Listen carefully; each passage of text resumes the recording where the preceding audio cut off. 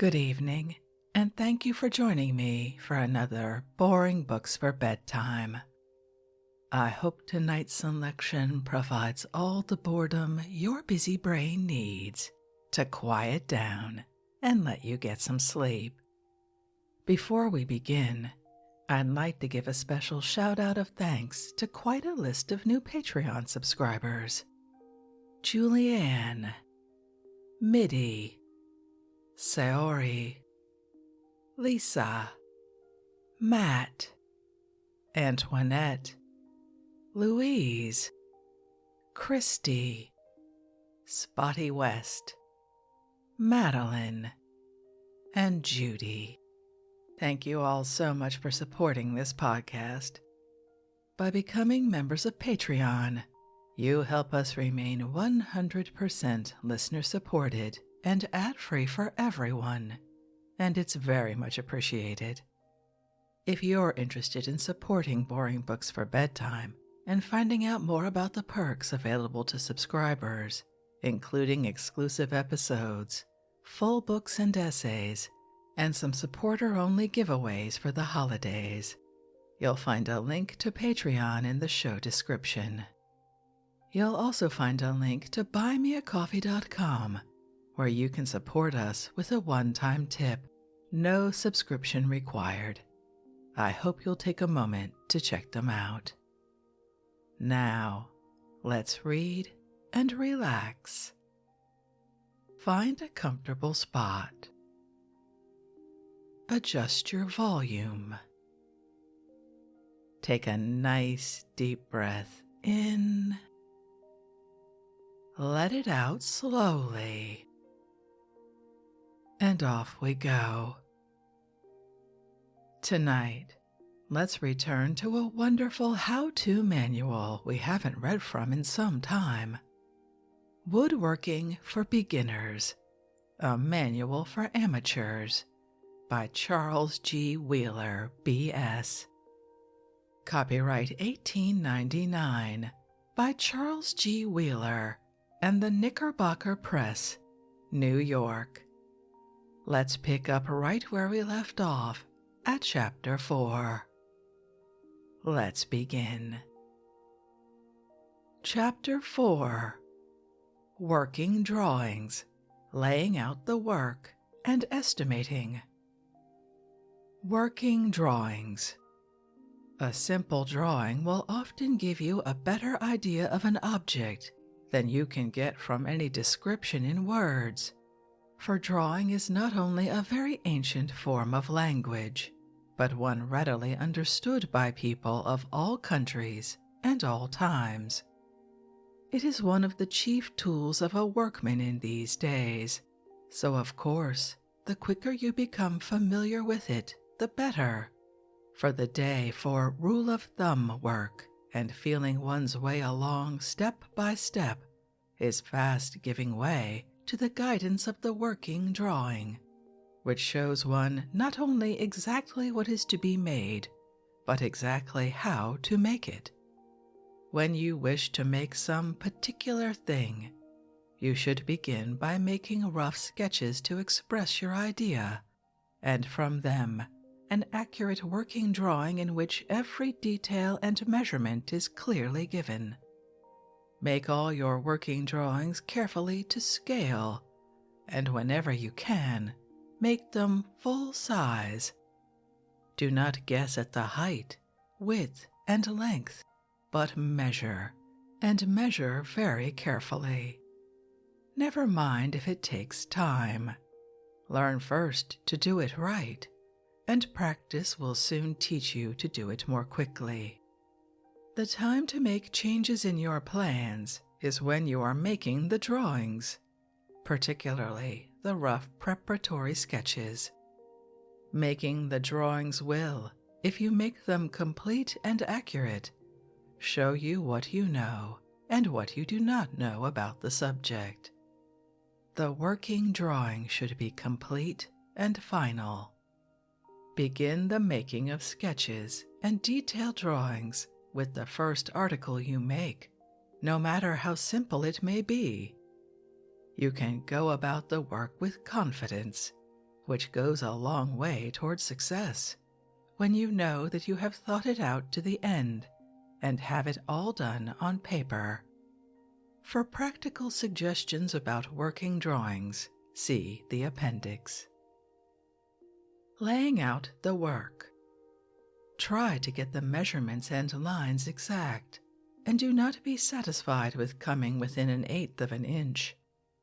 You cannot do good work unless it is laid out right, and cutting exactly to a line will do no good if the line is in the wrong place. It makes no difference how accurately you saw off a board if you have marked it 1/2 inch too short, nor how nicely you make the 2 parts of a joint if you have laid them out so that they cannot fit together. The work is spoiled in either case. Go over all your measurements a second time. It is a good plan to check them by measuring back in the opposite direction, just as you prove your addition of a column of figures downward by adding again upward. Nothing is easier than to make mistakes in measuring. No amount of experience will prevent the chance of it. It takes but little time to measure twice, much less time than to correct mistakes. As you will discover when you cut off a mahogany board 5 inches too short and have to go 1/2 mile to the mill and pay $1 or $2 for a new piece. In getting out stock for nice work, it is best to make plenty of allowance for the pranks which expansion and contraction may play with the pieces. How to arrange the various parts of your work with regard to this swelling and shrinking, warping and winding is a matter of practical importance. For a piece of wood can no more keep still than an active boy can, and although its movements do not cause so widespread havoc as the motions of some boys, you will have to keep a careful eye on its actions if you wish to turn out good work. This applies not merely to the way green wood shrinks, as we have already seen, but particularly to the way seasoned wood acts. Many people think it is only green wood that causes trouble with woodwork, but there is much difficulty with dry wood. That is, what we call dry wood. It never is really absolutely dry, except when it is baked and kept baked. The moment you take it out of the kiln or oven, it begins to take up some of the moisture from the air, as we have seen, and swells. If the air becomes more damp, the wood sucks in more moisture and swells more. If the air becomes drier, it sucks some moisture from the wood, and the wood becomes drier and shrinks. It is thus continually swelling and shrinking, except in situations where the amount of moisture in the air does not change, or when the wood is completely waterlogged. What does such a little thing as that swelling and shrinking amount to? Use more nails or screws or glue and hold it so tight it cannot move. Well, it amounts to a good deal sometimes. When you cannot open the drawer where your ball is, or a door or a window without breaking something. Consider this story. In the days of high-backed church pews with tall doors to every pew, each pew door would swell in damp weather, of course, and in continued dampness, the doors of a certain church fitted quite snugly. There was usually no special trouble, however, for many of the doors being open, the pew frames would give way a little, so that the closed doors would open with a slight pull. But if all the doors were shut, the whole line would be so tightly pressed together that it would take the utmost strength of a man to start a door. Some boys one day, catching on to this idea, though they were not studying woodwork, got into the church one Sunday morning before service, and by using their combined strength, succeeded in closing every door. They then climbed over the top into their own pew, where they awaited developments. As one after another sedate churchgoer, after a protracted struggle, finally burst open his pew door with a ripping squeak or a bang, you will understand that those boys always remembered the expanding power of wood. I feel sure that I am not putting any boys up to improper mischief in telling this story, because pews are not so often made in that way now, and there is slight danger of their having any chance to try it. Did you ever see stone workers split big rocks by drilling a row of holes and driving dry wedges into them, and then wetting the wedges when the stone will split? Do you think nails or screws or glue will stop a force which will do that? You cannot prevent the swelling and the shrinking any more than you can repress a boy's animal spirits. You may be able to crush the wood, but so long as it remains a sound, natural board, it must swell and shrink. What shall you do then? Why, just the same as with the boy. Give it a reasonable amount of play and a proper amount of guidance, and there will be no trouble. You must put your work together so as to allow for the expansion and contraction which you cannot prevent. You will find abundant examples in almost every house of work which has split or come apart or warped because proper allowance was not made for this swelling and shrinking. So try to avoid these errors so common even among workmen who should know better.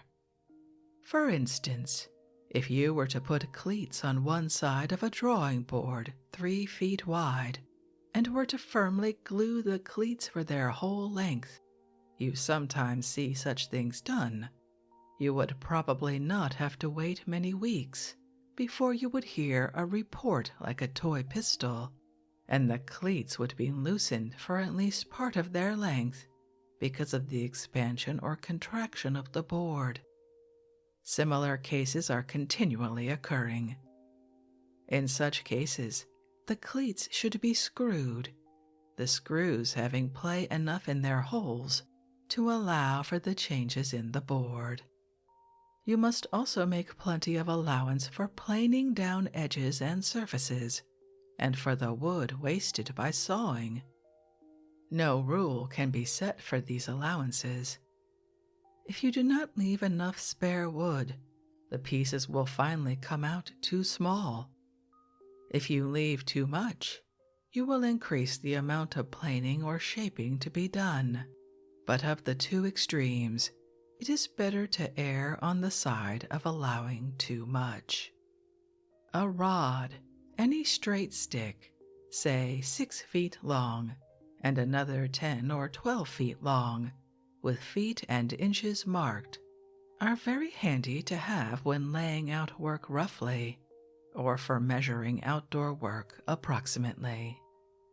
Lay out your work from only one edge or one surface of a piece of lumber, unless you are sure the edges or surfaces are exactly parallel.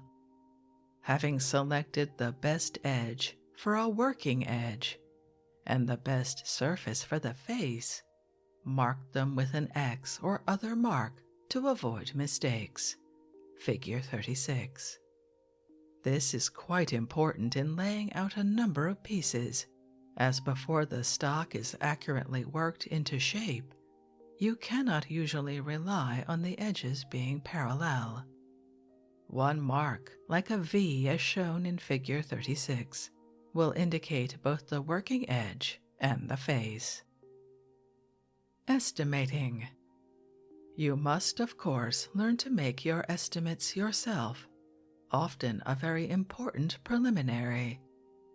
Prices vary, and you cannot always rely on other people's estimates for your own work.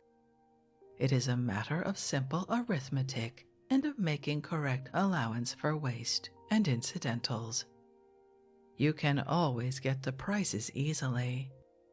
Figure the amount of wood required, the number of square feet, see page 47, of each kind, or running feet, as the case may be, and multiply by the price a foot.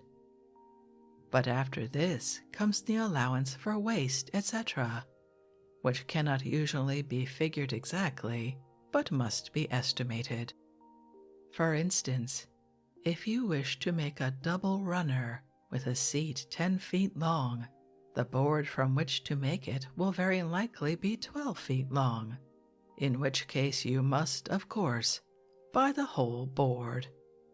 Perhaps you can use the 2 feet left over somewhere else on the sled. Perhaps part may be checked or injured. There is almost always some defective wood, worthless except for fuel. Some pieces are too short or small to be of use, and very often some quite good-sized pieces are left over, which, so far as the particular job is concerned, are waste. That is, you must buy them in order to get enough. Such pieces can be used on other work, and are not really wasted in the end. Just how much to add to the number of feet to cover waste varies, of course, with every job.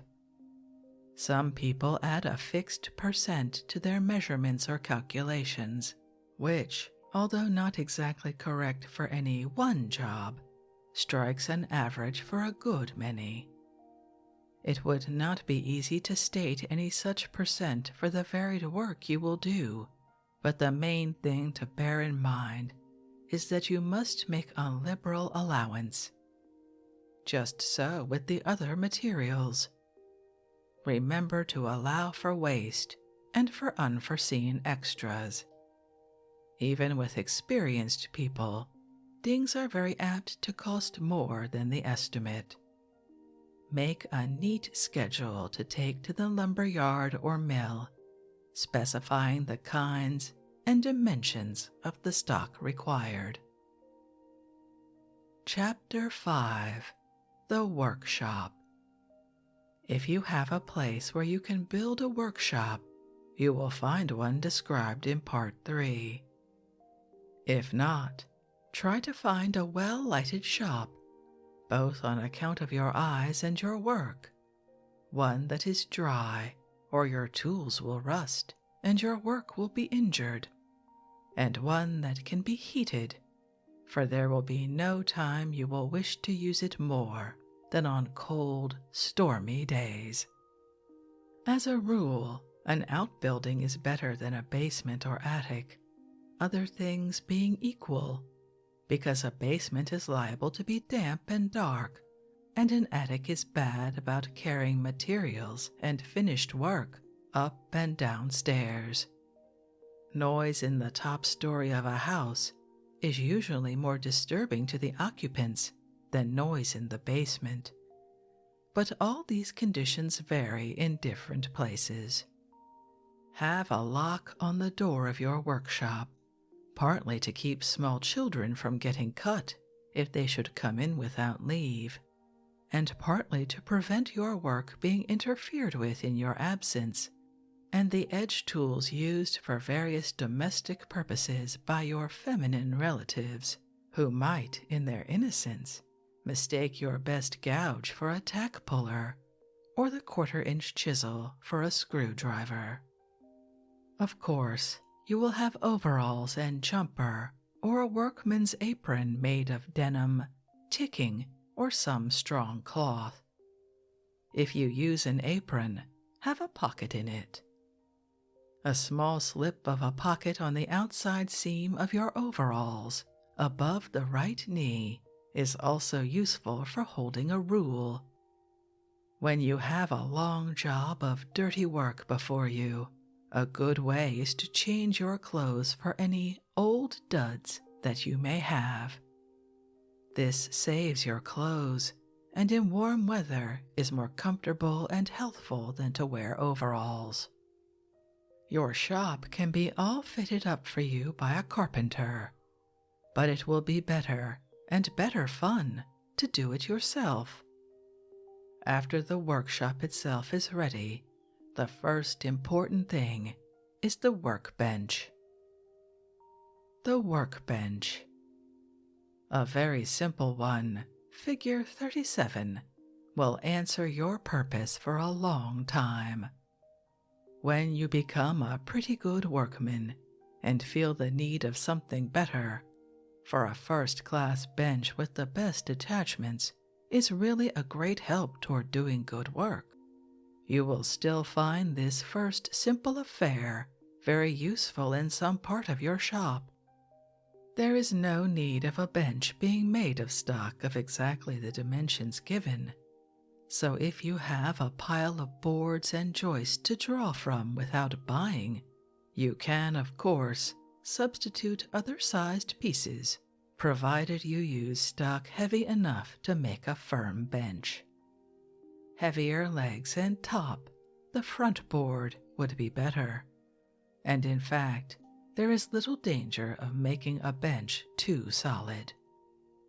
Before beginning to work, read carefully Marking, Square, Rule, Saw in Part 5 and look up any other references.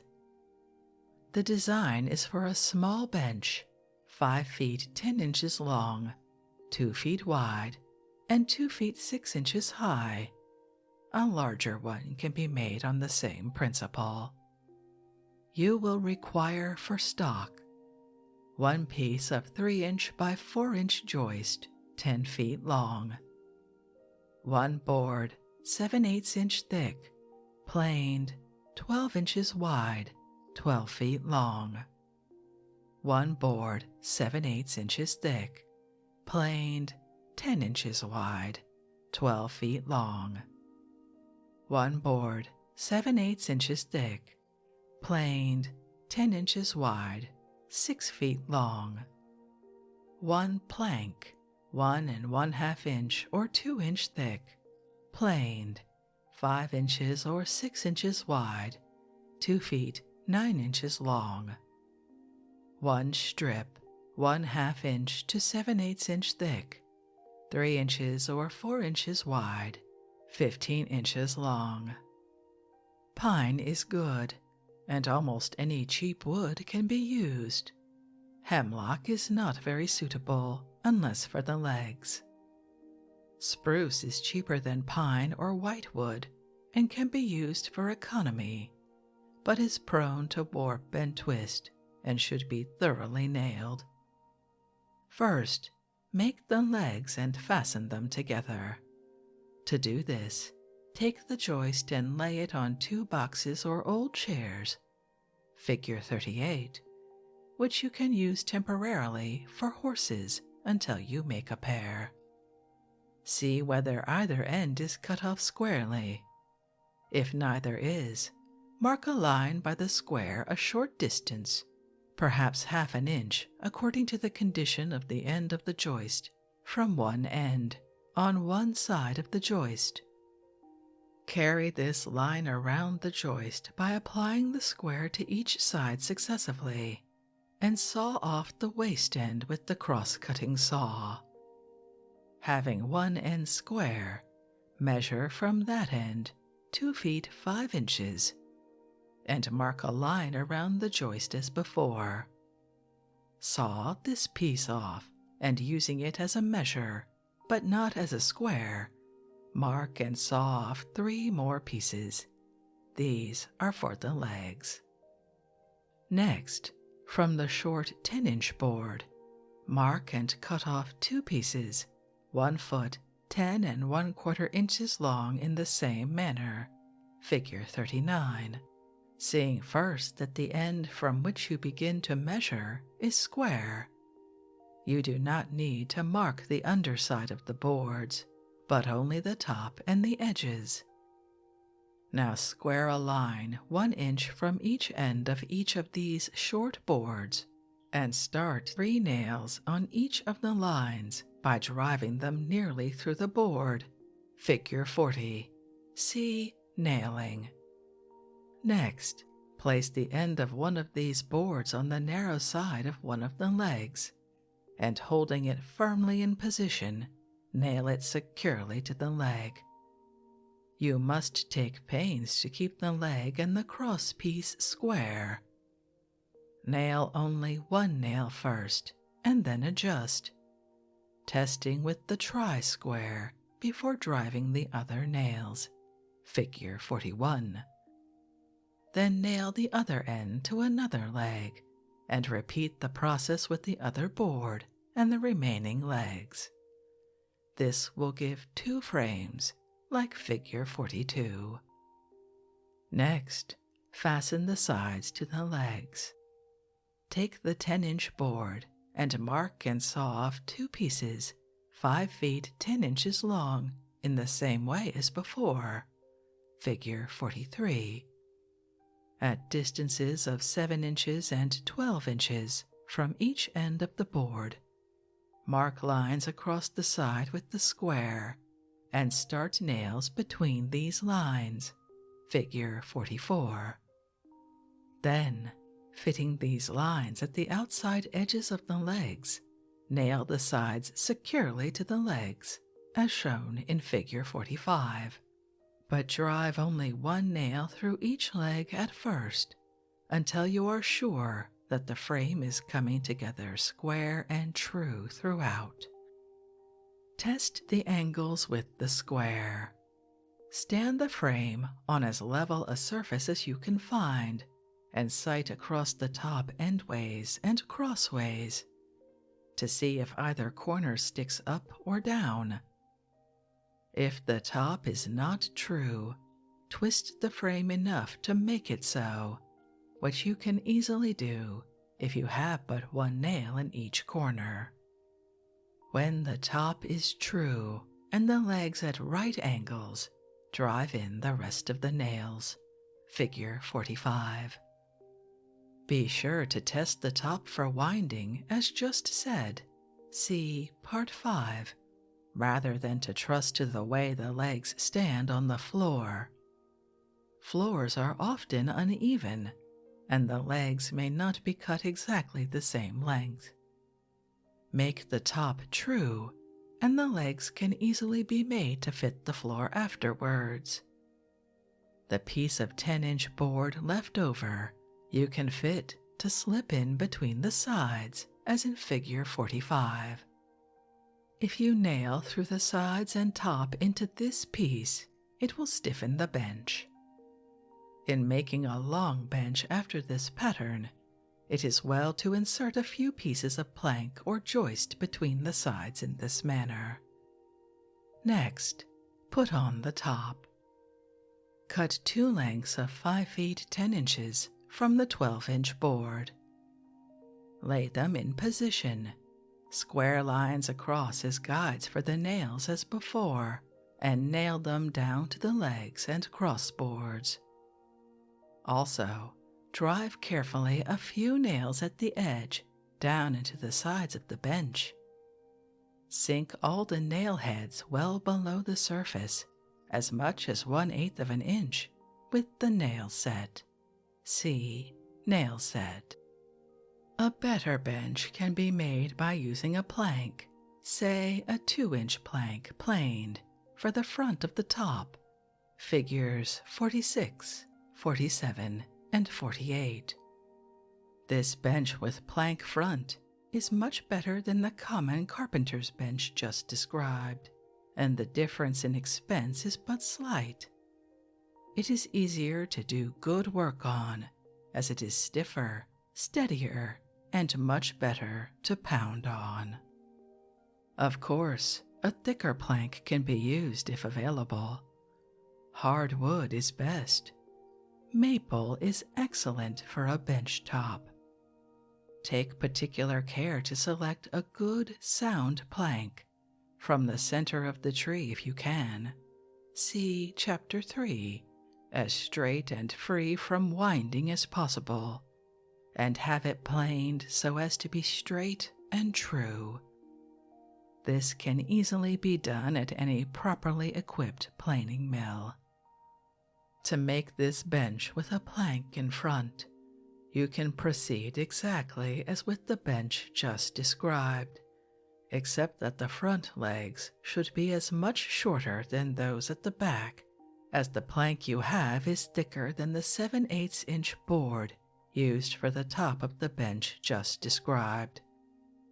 That is, if your plank is 1 7/8" thick, the front legs should be 1 inch shorter than the back ones. Pieces must be cut out of the cross boards in order that the top may be even. Figure 46. The simplest way, however, is to make the bench just like the preceding one until you come to the top. Then, after putting on the front plank, raise the back top board to be flush with the plank, instead of lowering the plank to be flush with the board. You can do this by putting small pieces of board of the required thickness under the back part of the top. Figure 47.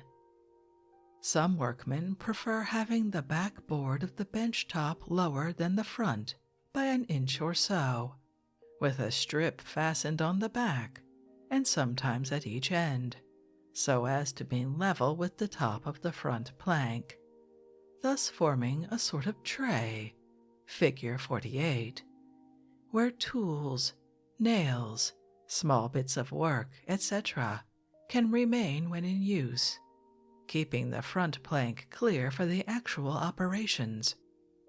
The work, if large, can be rested on the back strip as well as the front part, both being on a level. The bench can be all filled up underneath with shelves, drawers, cupboards, compartments, or in any way that you wish. But at first, and for a simple bench like this, it is as well to have only one shelf as shown in the frontispiece. You can easily put this shelf in after the bench is put together. You can tell better whether you want drawers and compartments after you have worked for some time and wish to make a more complete bench. A nice bench should, of course, be built independently of the shop. That is, be complete in itself, so that it can be readily moved. But a common bench can sometimes be best built against the wall, using the side of the building to support the back. Sometimes one or both of the ends of the bench can be advantageously carried to the walls of the room, thus requiring legs only in the middle or at one end. But such arrangements are not to be advised if you are likely to wish to move the bench before you have used it enough to pay for making it. Figure 49 is merely suggestive. The process of construction is the same as already shown, except that you omit some of the legs and the back sideboard, a saving sufficient to allow you to use a plank for the front of the top. As the floor is likely to be uneven, you can first saw the posts a little too long, stand them in line, stretch a cord or a chalk line, see chalk line, along the line of the front edge of the bench at the proper height for the tops of the posts. Cut the posts off where this line crosses them. Nail on one end of the crossboards at right angles, and then fasten the other end to the wall studding, sighting and testing to have the top straight and true, as in the case of the bench already described. If instead of vertical studding, the joists of the wall run horizontally, as is often the case, you can easily nail cleats on the wall if there is no horizontal timber at the right height to nail to. Bench vise. The kind shown in figures 50, 56, and 57 though not as good as some more improved forms, are in common use by carpenters, and will answer your purpose very well for ordinary work, until you get to the point of building a first-class bench. At a distance of about 14 inches from the end of the bench, and in the middle of the sideboard, mark the point A in figure 45. Bore a hole at this point, see boring, if you have a bit a trifle larger than the screw of the vise. If not, using this point as a center, describe a circle, see compasses, with a diameter a trifle greater than that of the vise screw, and remove the wood within the circle, see boring and paring. Now take the piece of 1 1/2 inch or 2-inch plank, which is to make the movable jaw of the vise, and mark a line lengthwise along the center of each side, figure 51. At a distance of about 8 inches from one end, mark a point upon this center line, and make a hole for the vise screw as before. The nut for the screw must now be fastened in position on the inner side of the bench, the vise screw passed through the movable jaw and the sideboard, and the handle plate fastened upon the face of the jaw. You can now open and close the vise by the screw, but the movable jaw needs to be made steady, and the end projects above the top of the bench. Screw the vise tight together and slide the movable jaw around until it is in the position shown in figure 52, when the center line on the back side of the jaw will cross the edge of the leg a few inches from the floor, according to the width of the jaw and the degree of slant given it. When the jaw is in this position, mark from the back side the lines indicated in figure 52, and saw off the projecting ends of the jaw by these lines, which will give the shape shown in figures 37 and 50. Next, take the small strip, and marking points upon its side as shown in figure 53, bore holes with a 3/8 inch or 1/2 inch bit. Screw the end of the strip to the edge of the movable jaw, being careful to get it at right angles with the vertical edge of the jaw, as shown in figures 50 and 53. See screws. Just above and below where this strip crosses the post of the bench, nail small blocks a trifle thicker than the strip, so that it will pass easily between them. Cover these with a longer piece, making a slot as shown in figure 53, through which the strip can slide freely. If the 2 blocks are no thicker than the strip, you can put pieces of pasteboard between them and the post to make the slot wide enough to let the strip slide through freely. Fit a pin or piece of dowel to the holes in the strip. The use of these holes and the pin is to keep the face of the jaw approximately parallel to the side of the bench. Contrivances for this purpose can be bought. After the jaw is all fitted, bevel or round the edge on the face side at the top, see beveling, and you can also bevel or round all the front edges if you wish. The vise is now in working order.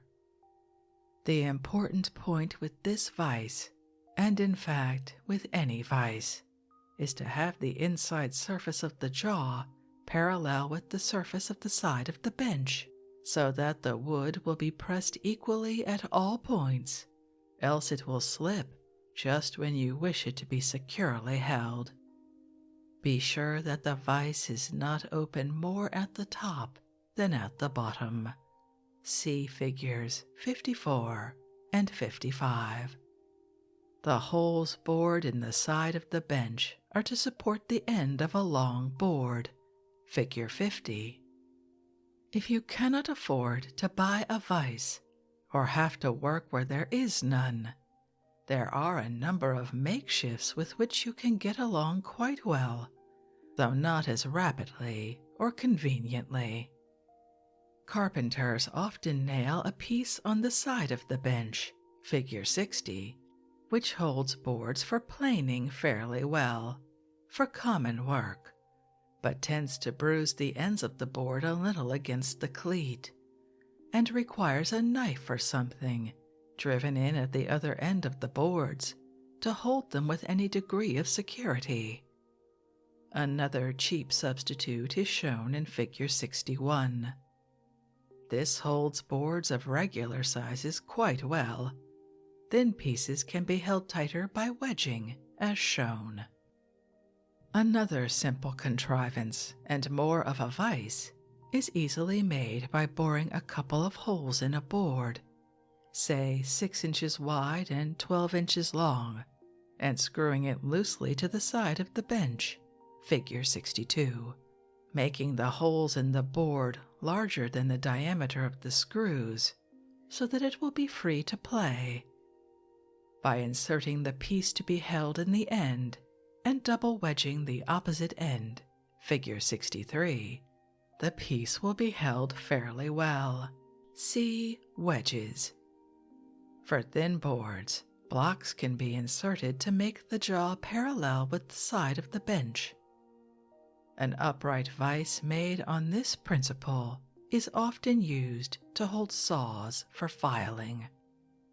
If you can find an old wooden hand screw, you can use one jaw, sawing off the ends if necessary, for the nut to go inside of the bench, leaving the other for the movable jaw, using one screw to tighten or loosen the vise, and the other to keep the jaw parallel with the side of the bench.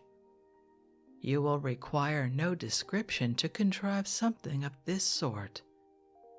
Vices on somewhat this principle can be bought, attachable and detachable at will. The jaw in figure 64 can be hinged upon the strip at the bottom, and the latter fastened to the side of the bench. The jaw can then be tightened or loosened by the screw. This gives a square grip only when the jaw is vertical, figure 65. You can put in blocks, however. The longer the jaw, the less objectionable the slanting grip becomes, of course. Always try to devise some such expedients which you can think up for yourself when you are without the regular appliances. For even a poor vise is better than to hold pieces in the hand or to push them against chairs or tables or the wall. For nice work, by far the best vise of moderate cost is that shown in figure 143, which has been in use for a long time by woodworkers of the better class. There are a number of excellent iron vises, some with jaws of wood, and also with an instantaneous grip. Some of them are admirable, but quite costly compared with the common screw. You can work quite well with a good-sized common iron vise by fitting wooden blocks or leather or rubber to the inside of the jaws to save marring your woodwork, though a regular vise for wood is much to be preferred. Bear in mind when doing work that requires to be held at unusual angles or in fashioning odd-shaped pieces that you can usually get the angle or position required by a combination of hand screws or clamps with the bench vise, as suggested in figures 66 and 67. Bench stop. You must have something on the forward end of the bench top to push your work against for planing or other operations. A simple and good way is to use 1 or 2 stout screws, figure 68. These can be screwed in so as to project about 1/4 of an inch, which will answer for the greater part of your work. And the height can be changed when necessary with the screwdriver. The heads of the screws will be sharp enough to hold the work, and a stop of this kind will answer your purpose very well for common work. The wooden stop, figure 69, has the advantage of not making any nicks in the end of the wood, which is important in nice work, such as furniture. But for common work, screws are just as good, except that as they are left permanently sticking from the bench, you may dull your tools against them or scar your work. This applies to a common bench. Of course, for a really nice bench with a tail screw, the regular stops should be used. Figure 143. Carpenters sometimes nail a small piece of board with a V-shaped notch at one end to the top of the bench to hold boards or joist for planing on the edge. Figure 70. Simply nailing a strip across the end of the bench, figure 71, and setting the nails well in will do to push boards against for planing for common work. Iron contrivances, which can be raised or lowered, can be bought for a small sum and are convenient for common work, especially for thin pieces. Sink them deeply enough in the bench top so that, when lowered, nothing will project to injure the tools or the work. The old-fashioned bench stop shown in figure 69 consists merely of a square stick of hard wood, 1 or 2 inches square, fitted quite tightly to a hole in the top of the bench, so that it will slide up or down by a blow from the mallet or hammer. This stop will not damage the work or the tools. To make the mortise for this bench stop, see mortising. Take care to keep within the lines so as not to make the hole too big. You can easily make it larger if too small. The stop should fit tightly and should be set with a very slight slant toward the work. Figure 72. That is, the mortise should be cut slightly slanting. The stop should be of hard wood such as maple. If the top of the bench is only of board thickness, screw cleats of hard wood on the underside to give more bearing surface. Figure 73. Or the continued pushing against the stop will be liable to get the hole out of shape, so that the stop will slant the wrong way when the work will be apt to slip, or in case of a thin board, jump over the stop. Figure 74. If the stop wears loose in the hole, a saw kerf is sometimes made lengthways in one side and a bent piece of springy wire inserted, or a flat spring fastened on the side. Figure 75. A loose stop can easily be wedged, preferably from underneath, and it is sometimes made loose on purpose, the wedging tightening the stop and at the same time giving the required slant. Figure 72. An iron plate with teeth can be screwed on top of a wooden stop. Figure 76. Or a screw can be inserted. Figure 77. 2 strips, like figure 78, can be nailed or screwed on the top of the bench so as to separate V fashion. Figure 79. 2 wedges, like figure 80, can then be made of such a taper that when fitted between the strips, their inner faces will be parallel.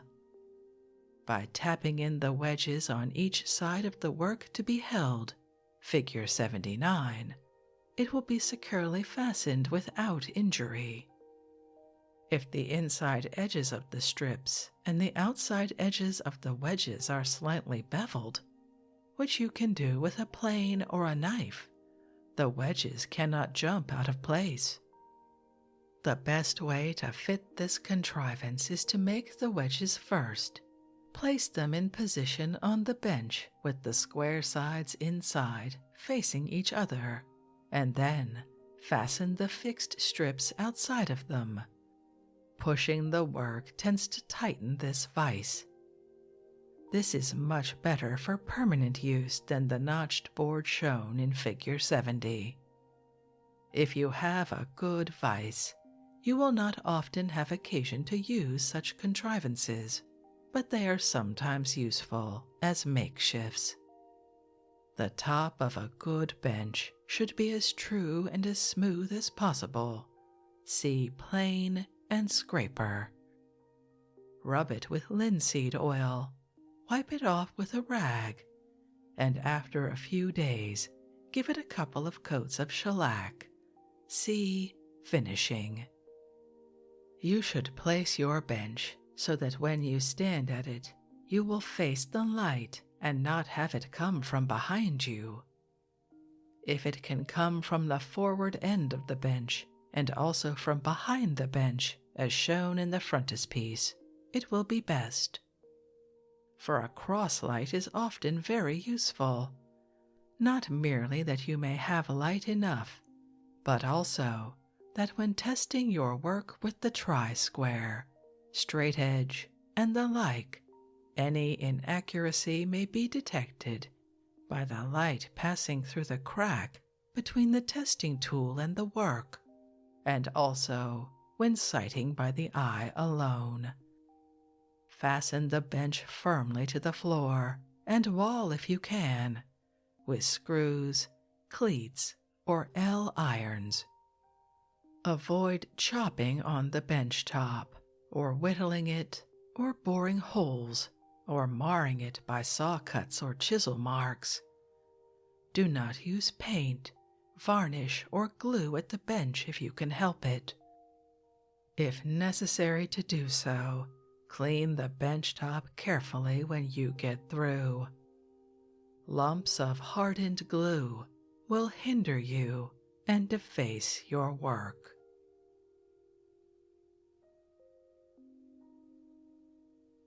And with those excellent and extremely detailed instructions, I think we'll end this evening's reading from Woodworking for Beginners, a manual for amateurs. Honestly, I feel like I could actually build this bench, despite my extremely amateur status in woodworking. I hope you enjoyed that as well.